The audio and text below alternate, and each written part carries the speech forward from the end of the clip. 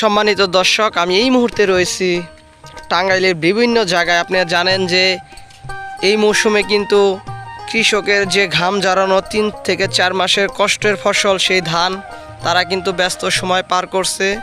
আপনারা জানেন ইতিপূর্বে সব জায়গায় সারা বাংলাদেশে ধানের দাম কিন্তু 800 থেকে 900 টাকা মন। তাতে কৃষকের অনেকটাই লস হচ্ছে। আপনারা জানেন যে কামলা 1100 থেকে 1200 টাকা সারাদিন কাজ করতে হয়, তারা সর্বোচ্চ 2 মণ ধান কাটতে পারে। আমরা কিছু কৃষকের কাছে এটা শুনতে পেরেছি। সেই কৃষকদের আবার 3 বেলা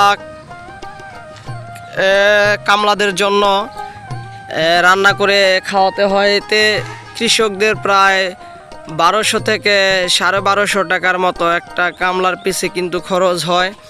এতে 2 মণ ধানের দাম সর্বোচ্চ 900-800, সর্বোচ্চ 1600-1700 টাকা তারা বিক্রি করতে পারে। সেই জায়গায় আপনারা লক্ষ্য করতেছেন 1 মণ ধানের দাম যদি হয় 900 টাকা, 2 মণ ধানের দাম যদি হয় 1800 টাকা, এখানে একটা কামলার দাম পড়তেছে আপনি 1250 টাকা। এতে কৃষক যে উৎপাদন করেছিল যে সার, তারপরে আপনার হাল খরচ, তাতে অনেকটাই অসুবিধার মধ্যে পড়েছে কৃষক ভাইয়েরা।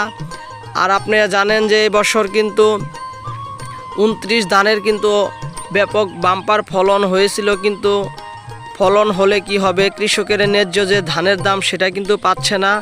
এই ছিল টাঙ্গাইলের বিভিন্ন যে গ্রামগঞ্জের যে কৃষকের পরিশ্রমের যে আবাদি ফসল ধান, সেটাই।